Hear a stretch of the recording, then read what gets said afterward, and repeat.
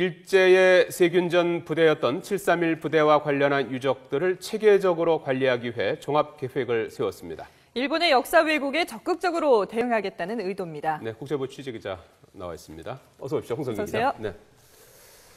중국 정부가 731 부대 유적을 관리하기 위한 종합계획을 세웠다고 하는데요. 구체적으로 어떤 내용입니까?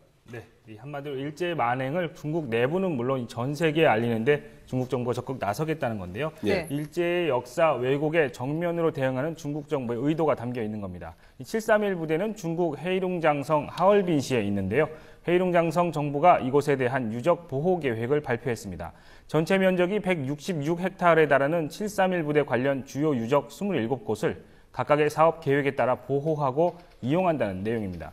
중국 당국은 지난 1999년에 731 부대 유적 보호 계획을 세운 뒤에 일부를 박물관 등으로 써왔지만 관련 유적 전체를 대상으로 한 종합 계획을 마련한 것은 이번이 처음입니다. 네.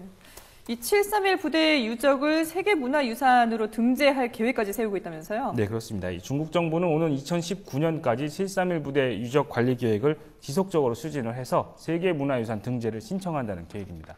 앞서 중국 국가문물국은 이미 2012년 11월에 731 부대 유적을 자국의 세계문화유산 예비 명단에 포함을 했었습니다.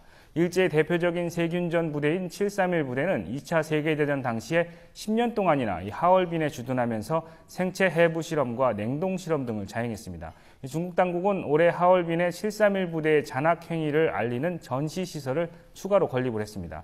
731 부대가 자행한 생체 실험을 소재로 하는 다큐멘터리를 제작해서 연말쯤 상영한다는 계획도 세우고 있습니다. 중국이 일본과 이제 역사는 물론 이제 영토 문제로도 이제 갈등을 빚고 있지 않습니까? 예전보다 더 이제 뭐 적극적으로 대응하고 있다 이렇게 이제 봐야 되는 겁니까? 네, 그렇습니다. 중국 정부 입장에서 어떻게 보면 보이지 않는 전쟁을 치르고 있다고 할 수도 있을 것 같습니다. 네. 중국 정부가 일본의 역사 왜곡에 그만큼 즉각적으로 대응을 하고 있는데요.